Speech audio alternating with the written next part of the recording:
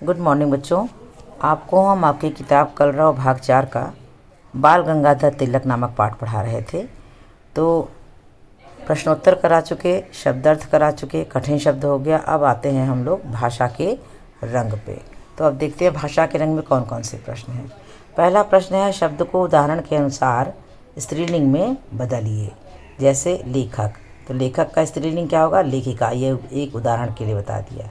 दूसरा है शिक्षक, तो शिक्षक का स्त्रीलिंग क्या होगा? शिक्षिका। बालक का बालिका। नायक का नायिका।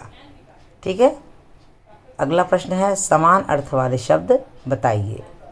रुष्ट, रुष्ट माने नाराज। सम्मान, सम्मान माने आदर। कठिन, कठिन माने मुश्किल। निर्धन, निर्धन माने गरीब। बच्चों, समान अर्थ और शब्द अर्थ एक ही होता है। समानार्थक शब्द हमने आपको पहले पाठ या दूसरे पाठ में बताया था। तो बताया था कि जिन शब्दों के एक से अधिक अर्थ हों वो समानार्थक शब्द कहलाते हैं। यही है वो समानार्थ शब्द। ठीक है। स्वतंत्र शब्द में ता लगाने पर स्वतंत्रता बनता है। तो इसी प्रकार नीचे दिए गए शब्दों में ता जोड़कर नए शब्द बनाइए। तो निर्धन में ता जुड़ा तो क्या बना? निर्धनता। मानव में ता जुड़ेगा तो मानवता। और सज्जन में ता जुड़ेगा तो सज्जनता। उदार में ता जुड़ेगा तो उदारता। कठोर में ता जुड़ेगा तो कठोरता। और कोमल में ता जुड़ेगा तो कोमलता। अब प्रश्न ये है कि निर्धनता, सज्जनता, कठोरता, मानवता, उदारता, कोमलता कैसे शब्द हैं? तो ये निर्धन जब तक था तब तक ये विशेषण था, लेकिन जब इसमें ता लग गया तो ये भाववाचक संज्ञा हो गई। यानी कि ये प्रश्न ऐसे भी आपको पूछा जा सकता है इम्तिहान में कि नीचे लिखे शब्दों में को विशेषण से भाववाचक संज्ञा में बदलो। तो जब भाववाचक संज्ञा में बदलोगे तो सब में ता लगाते चले जाओगे। ठीक है। अब अगला प्रश्न है कि नीचे दिए गए सर्वनाम शब्दों के बहुवचन रूप पढ़िए, समझिए और पूरा कीजिए। तो इसके लिए बच्चों हमने आपको जब सर्वनाम बताया था तो हमने उसमें आपको उसका एक वचन, द्विवचन और एक वचन और बहुवचन बताया था सब। तो जैसे वह का बहुवचन क्या हुआ? वे। यह का ये। उसने का उन्होंने। उसका का उनका। उसके का उनके। इसने का इन्होंने। और इसका का इनका। अब तुम्हारी बारी है। हमने आपको उसके लिए करके बताया है, वो समझा भी देते हैं। तो मैं का हम। मुझे का हमें, बहुवचन होगा। मुझसे का हमसे। मेरे लिए का बहुवचन सर्वनाम हमारे लिए। मेरा का बहुवचन क्या बनेगा सर्वनाम में? हमारा। मुझ में का हम में। किसका किनका। किस पर और किन पर। ठीक है ना। अब अगला प्रश्न है कि नीचे लिखे शब्दों की ये खाली जगह है बच्चों। प्रत्येक वाक्य की खाली जगह में उसके खाली जगह में उसके दाईं ओर लिखे शब्द का सही रूप लिखिए। उदाहरण के लिए पहला वाक्य लिखिए।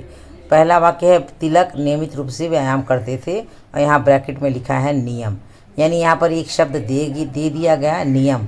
ये नियम क्या है? विशेषण। अब इसको भाववाचक संज्ञा में बदलकर वाक्य में खाली जगह में आपको लिखना है। तो नियम का भाववाचक संज्ञा क्या हुई? नियमित। तिलक शिक्षा को, अब यहाँ खाली जगह में ये आपको ब्रैकेट में दिया हुआ है स्वतंत्र। अब इसको भाववाचक संज्ञा में बदलोगे, देखो ऊपर अभी हमने बताया था, तो क्या हो जाएगा? स्वतंत्रता का आधार मानते थे। खाली जगह में स्वतंत्र का भाववाचक संज्ञा क्या हो जाएगा? स्वतंत्रता।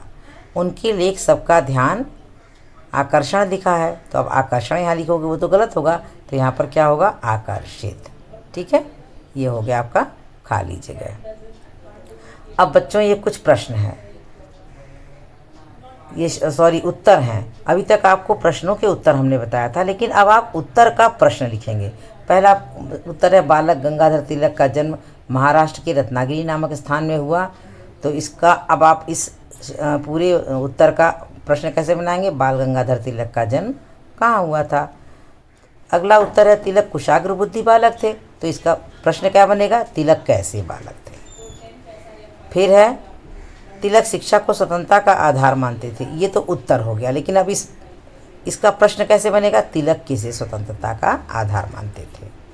तिलक ने जेल में 3 पुस्तकों की रचना की। अब इसको प्रश्न में कैसे बदलोगे? तिलक ने जेल में कितनी पुस्तकों की रचना की या कितनी पुस्तकें लिखीं।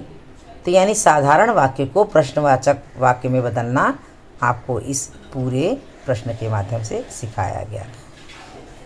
धन्यवाद बच्चों, आज के लिए इतना ही। और यहीं पर हमारा ये बाल गंगाधर तिलक नामक पाठ पूरा हुआ। इसके बाद अब हम आपको रिवीजन वर्क कराएंगे, यानी पुनरावृत्ति कार्य कराएंगे।